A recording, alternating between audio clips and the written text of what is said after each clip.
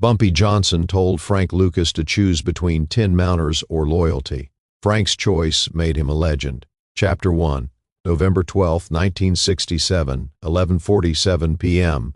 Frank Lucas was standing in Bumpy Johnson's office with a gun pointed at his head. The man holding the gun was Zach Walker, Bumpy's enforcer for 15 years, 6 feet 4 inches, 260 lbs of muscle and rage. The kind of man who had killed so many people he'd stopped counting.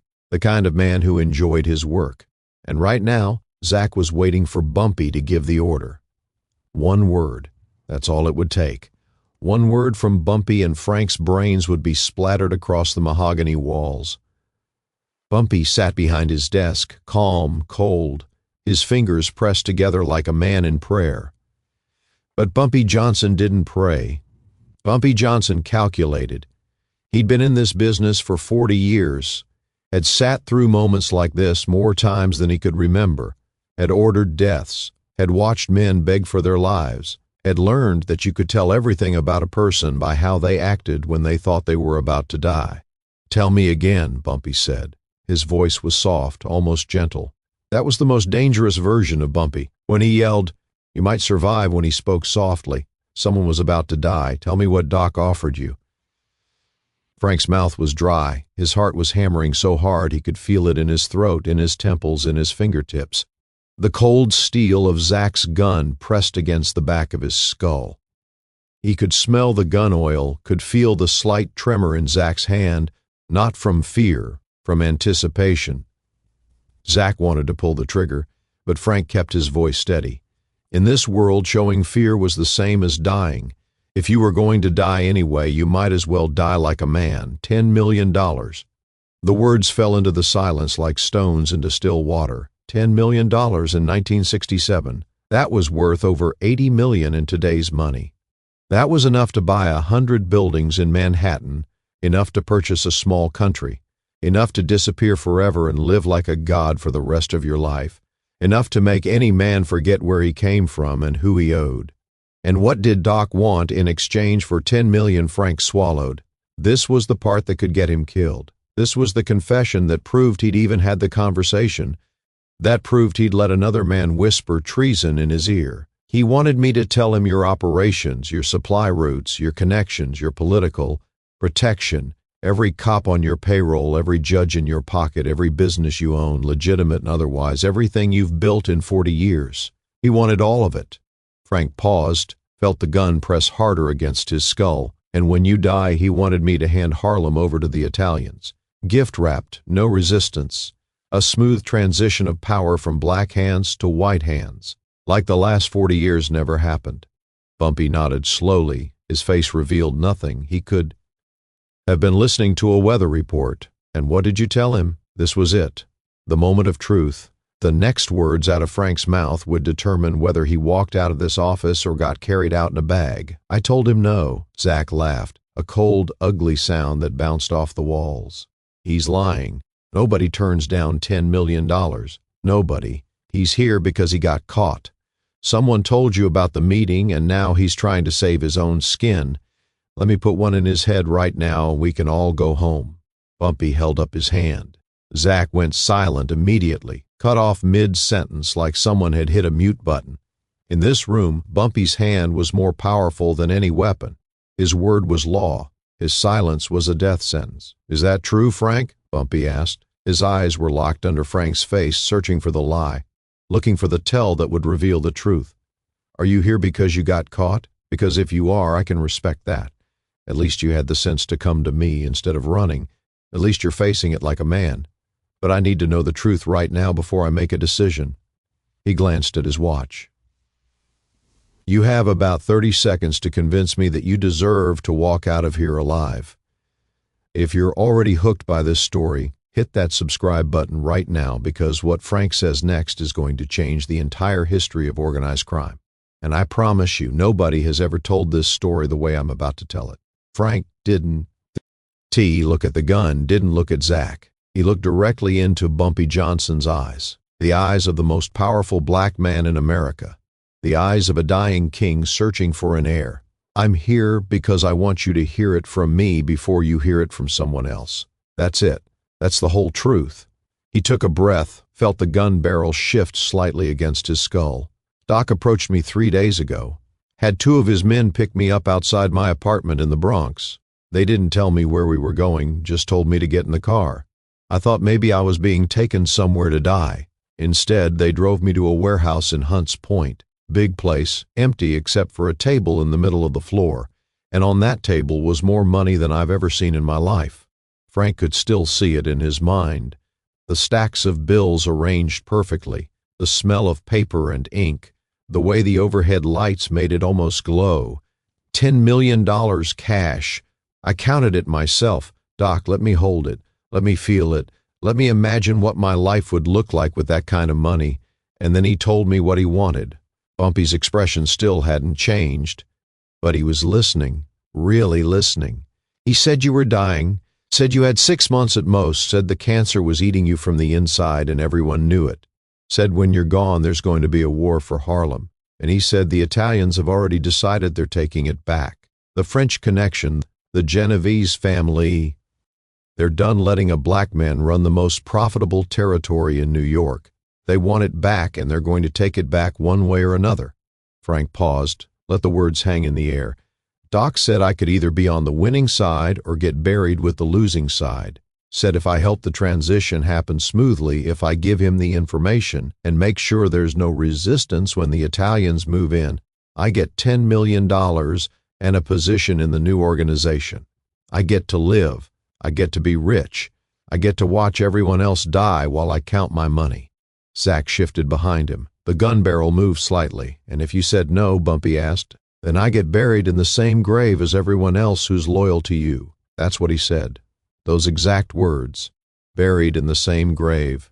The room was silent. Frank could hear his own heartbeat, could hear Zach's heavy breathing, could hear the tick of the clock on Bumpy's wall counting down the seconds of his life. I told him I needed time to think. He gave me a week. Said I was smart enough to make the right choice. Said he'd be in touch.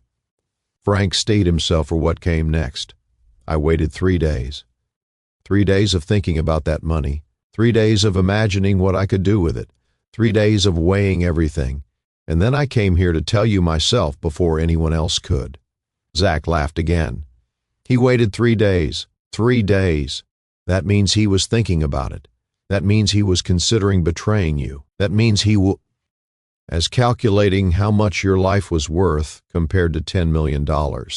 I say we kill him right now. Make an example. Show everyone what happens to men who even think about betrayal." "Shut up, Zach." Bumpy's voice was quiet, but it cut through the room like a razor. Zach shut up. Bumpy stood from his desk slowly, carefully. The cancer had weakened him, but his presence was still overwhelming. He walked around the desk and stood in front of Frank, close enough to touch. "Why did you wait 3 days?" This was the question, the only question that mattered. Frank had been preparing his answer since the moment he left that warehouse.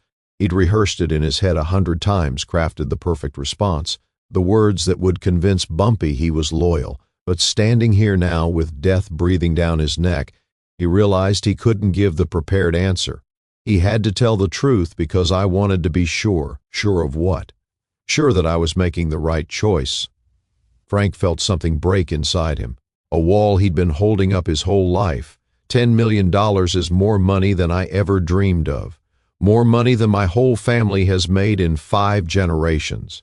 I grew up in Range, North Carolina. Dirt poor. Watching my mother work herself to death picking tobacco for pennies. Watching my father drink himself into an early grave because he couldn't stand being powerless anymore. Watching my brothers and sisters grow up with nothing, no hope, no future, nothing. His voice cracked. He steady. It. $10 million could change all of that. Not just for me, for everyone I love. My mother could finally rest.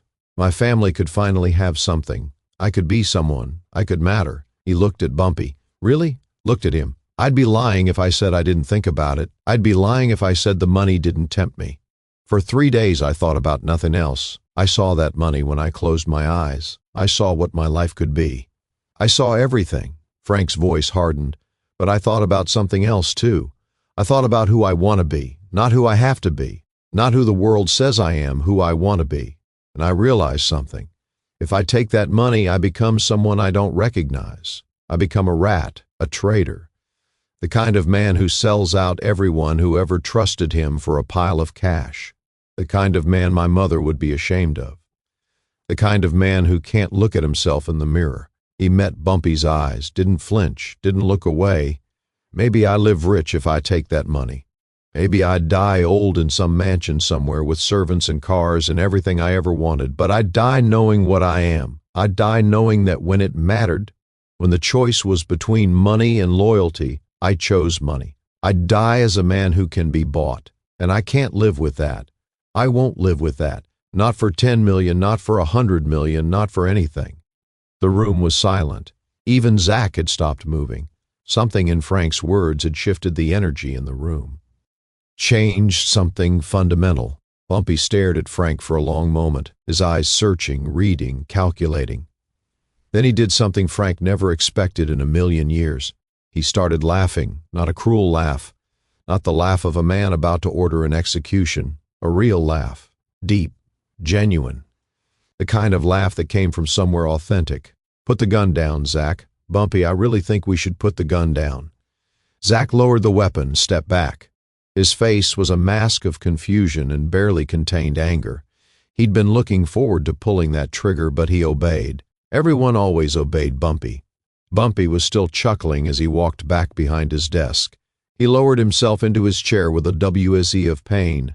"The cancer, always the cancer. Sit down, Frank. We need to talk, really talk. Because you just passed the most important test of your life and everything is about to change. Smash that like button if you're realizing right now that Bumpy Johnson set this whole thing up, because what he reveals next is going to change everything you thought you knew about loyalty, money, and power." Chapter 2. Frank sat down in the chair across from Bumpy's desk. His legs felt weak, unstable. 5 seconds ago he thought he was going to die. Now Bumpy was smiling at him like a proud father looking at his son. His mind couldn't process the shift. "There was no doc," Bumpy said. The words didn't make sense at first. Frank heard them but couldn't understand them. "What?" "There's no doc, at least not the way you think. The man who approached you, the man who took you to that warehouse and showed you $10 million, he works for me. Has worked for me for 20 years. His name is actually Raymond. Good man, hell of an actor. The warehouse, the money, the offer, the Italian takeover story, all of it was a test. A test I designed to see what you would do when nobody was watching, when you thought you could get away with betrayal, when $10 million was sitting right in front of you and all you had to do was reach out and take it." Frank's mind reeled. The whole thing had been a setup. Every moment of the past 3 days, every sleepless night, every moment of temptation and resistance, all of it orchestrated by the man sitting in front of him. "I've run this test with 11 people in the past 2 months, Bumpy continued. 11 men who I thought I could trust. 11 men who have worked for me for years, some of them for decades, men who have killed for me, men who have bled for me, men who swore oaths of loyalty that they said they'd die before breaking. You know how many of them passed the test?" Frank shook his head. He already knew the answer. 0. Every single one of them took the deal. Every single one was ready to sell me out the moment they thought I was weak, the moment they thought I was dying, the moment they smelled opportunity. Bumpy's voice carried a weight of sadness, of disappointment so deep it had become something else. Acceptance, maybe, or resignation. Some of them didn't even wait 24 hours. Came back the same night ready to tell Doc everything, ready to hand over 40 years of my life's work for money they'd probably blow in 5 years. Some of them asked for more money, negotiated like they were selling a car instead of selling me. He shook his head. 11 men I trusted with my life. 11 men I would have died for, and every single one of them would have watched me die for 10 million. Bumpy walked to the window, looked out at Harlem, his Harlem, the streets he'd fought for, the people he'd protected, the empire he'd built from nothing. "I'm dying, Frank. The cancer. You probably already know. Everyone knows. The doctors give me a year, maybe less. Every day is a gift I didn't expect to receive. And I've spent the last few months trying to figure out the only question that matters anymore, not how to beat the cancer. I can't beat it. not how to live longer. I've lived enough. The only question is, who can I trust with what I've built? Who can take over when I'm gone? Who won't sell Harlem back to the Italians the moment I'm in the ground? He turned back to Frank, and for the first time, Frank saw something in Bumpy's eyes he'd never seen before. Hope. Now I know it's you. Frank couldn't speak. The words wouldn't come. He'd walked into this office expecting to die. Instead, he was being handed a kingdom. Why me? He finally managed. I've only been with you for 5 years. I've been your driver, your errand boy. I've never run an operation. I've never commanded men. There are people who've been with you since the beginning. Men who've built this with you. Why me? Because they've been here too long. Bumpy sat back down. The movement caused him pain, but he hid it well. They've gotten comfortable. Fat, lazy. They think they're entitled to what I've built because they've been around for 20 years. They think showing up is the same as earning. But entitlement is poison, Frank. It makes men weak, predictable, easy to manipulate. The Italians know exactly how to handle entitled men. You wave enough money in their face and they forget everything. They forget who they are. They forget who made them. They fold like cheap suits and convince themselves they're being smart. Bumpy pointed at Frank. But you came from nothing. You're still hungry. You still remember what it feels like to have nothing.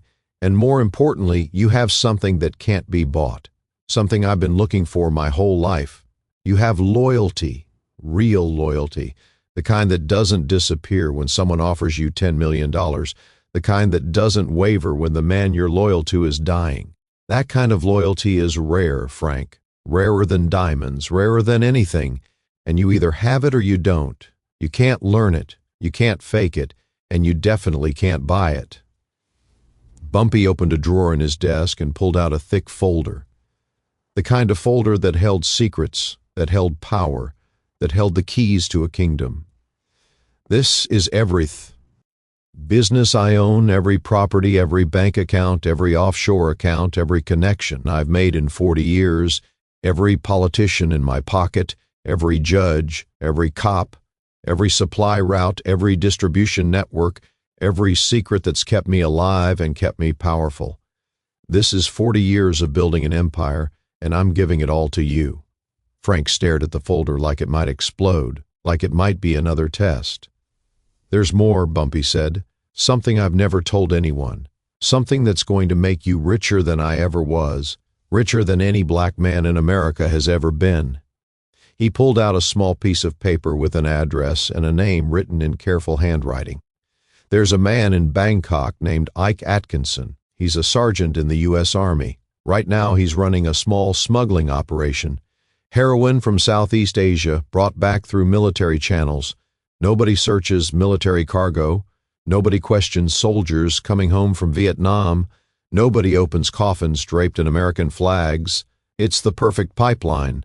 But Ike is thinking small kilos. I want you to think bigger. I want you to think in tons.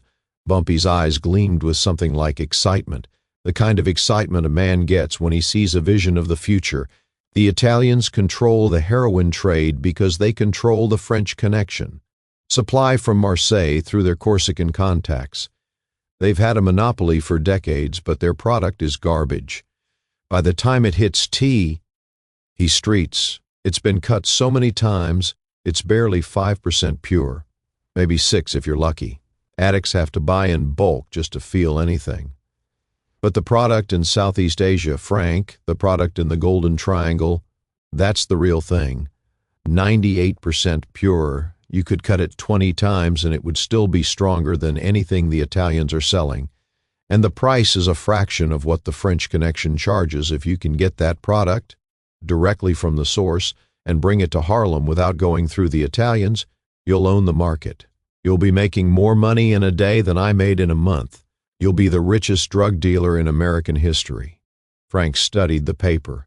His mind was already working. Supply chains, distribution networks, pricing strategies, market domination. The Italians won't let that happen, Frank said.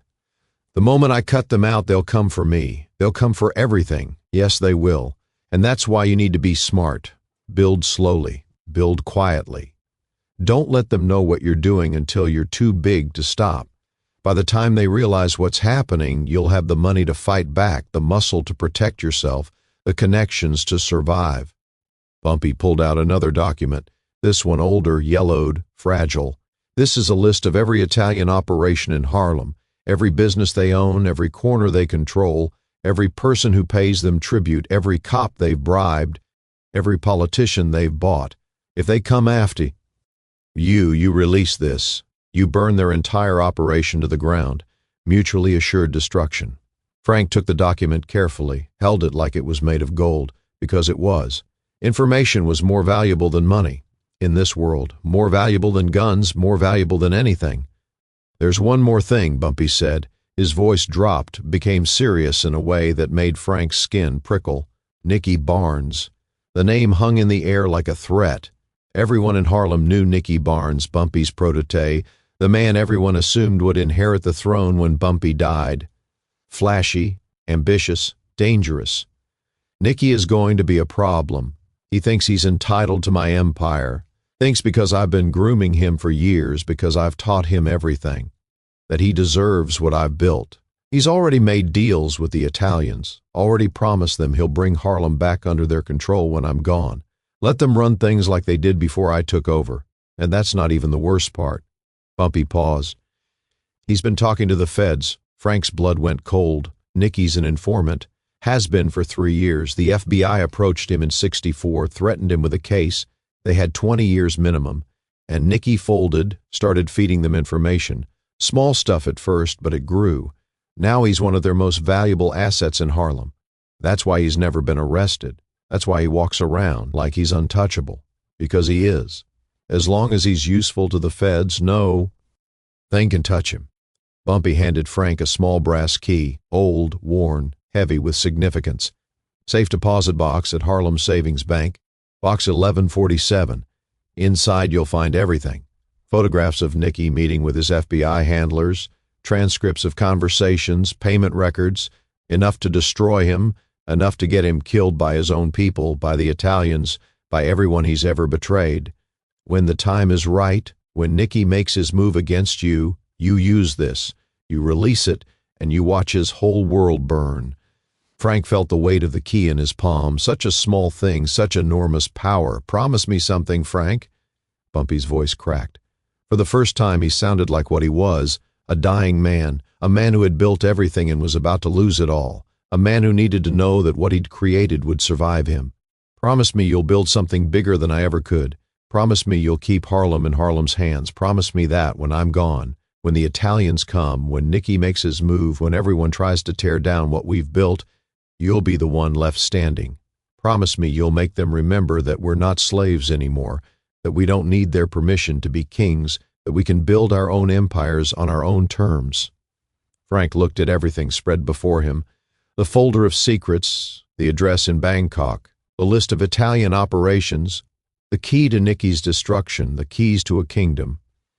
And he looked at Bumpy Johnson, the man who had taken a chance on a poor kid from North Carolina, the man who had seen something in him that nobody else saw, the man who had tested him with $10 million and found him worthy.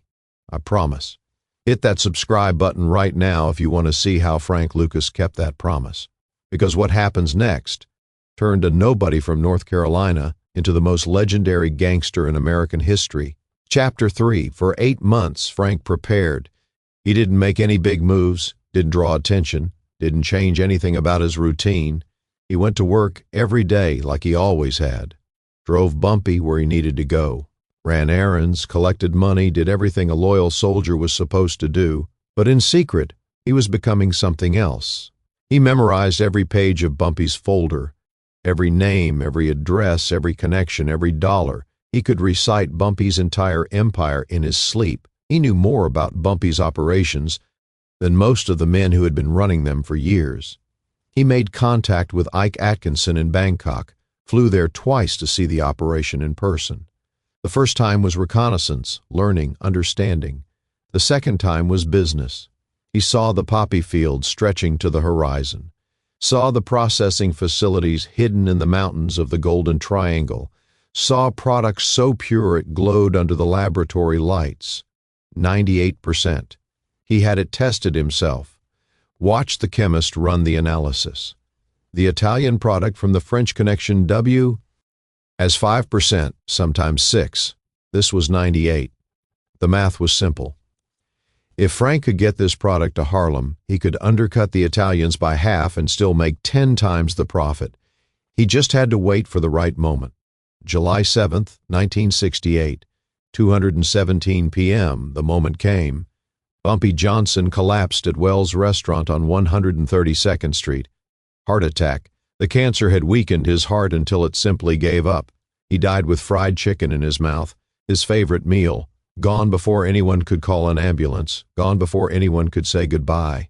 Frank got the call 15 minutes later. He was in his apartment going over the plans one more time. When the phone rang, he knew. He knew before he picked it up, before he heard the voice, before the words came. Bumpy's gone.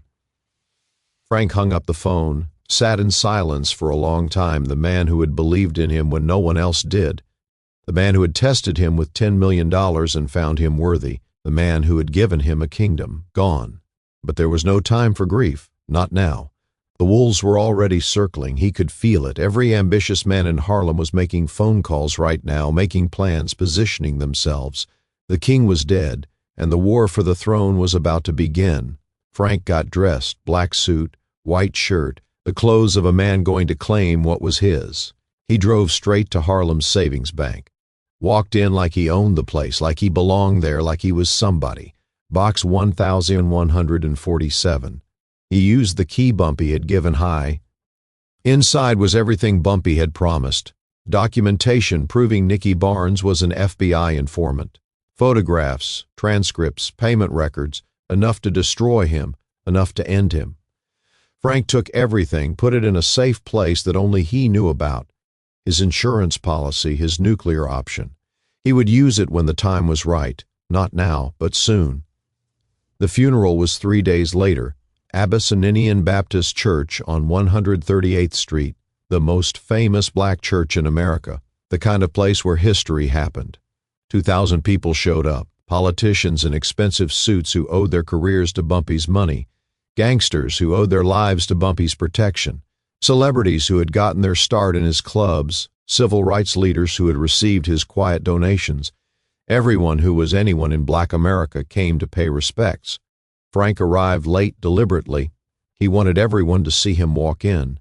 He walked down the center aisle carrying a briefcase.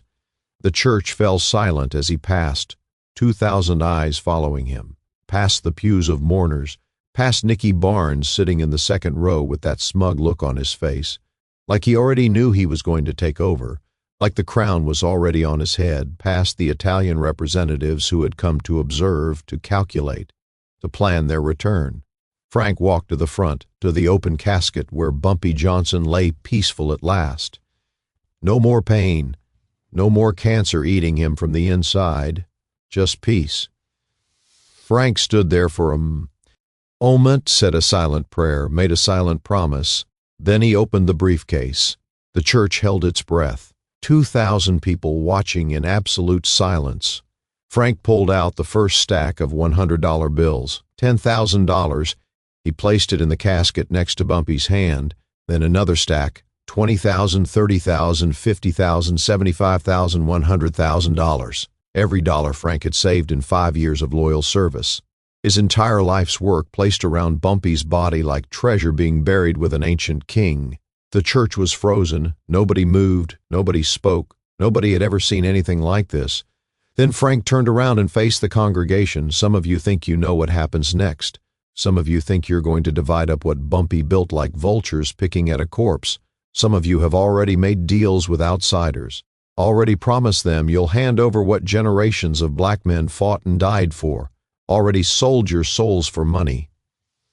His eyes found Nicky Barnes. You know who you are.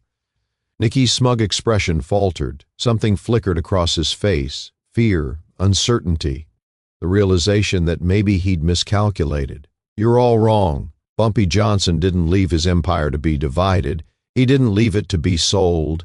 He left it to me. And I'm telling you right now in front of God and 2,000 witnesses that Harlem belongs to Harlem. Anyone who has a problem with that can come see me directly."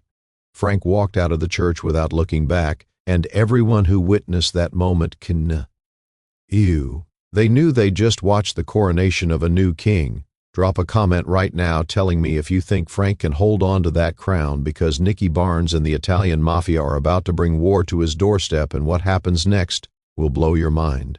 Chapter 4. The war started 3 weeks after the funeral. Nicky Barnes made the first move. He'd been planning this for years, waiting in the shadows, pretending to be loyal while he built his own alliances. Now, with Bumpy dead, there was nothing holding him back. Nothing except Frank Lucas, and Nicky intended to solve that problem quickly. He called a meeting with the heads of the 5 Italian crime families. Umberto's Clam House in Little Italy, neutral territory, the kind of place where deals were made and fates were sealed.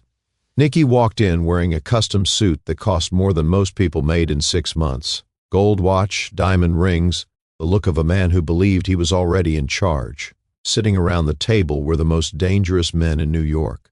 Carlo Gambino, Joe Colombo, Carmine Try, Tommy Lucchesi. Men who had ordered hundreds of murders. Men who controlled billions of dollars. Men who had decided the fate of Harlem for decades. "Frank Lucas is a problem," Nicky told him. His voice was confident, polished. He'd been practicing this pitch for years.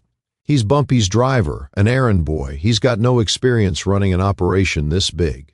No connections outside of Harlem. No political protection. No muscle. Bumpy made a mistake trusting him with anything. Give me 6 months. 6 months, and I'll have Harlem back under control."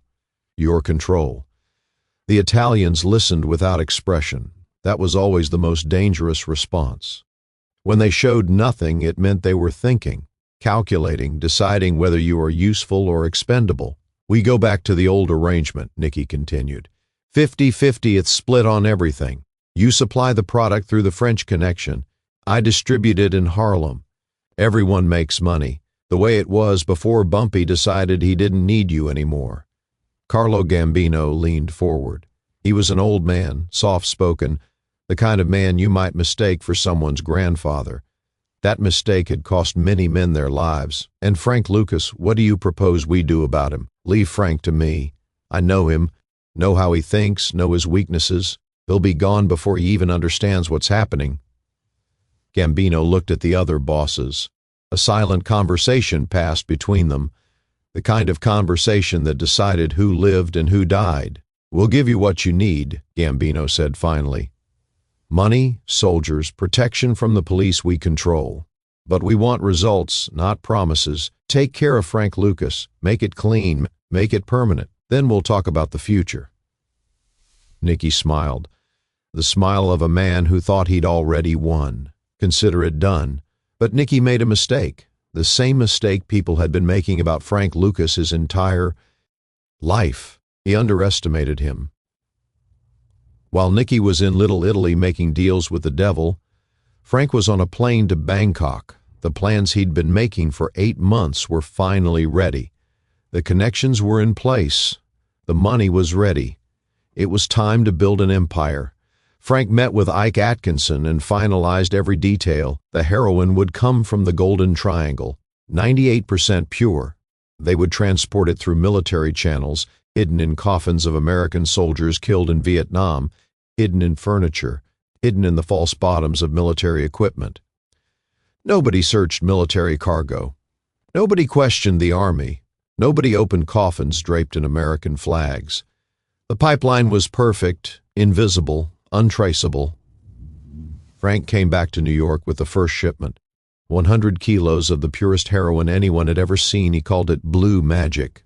Cut it in half and it was still 4 times stronger than anything the Italians were selling.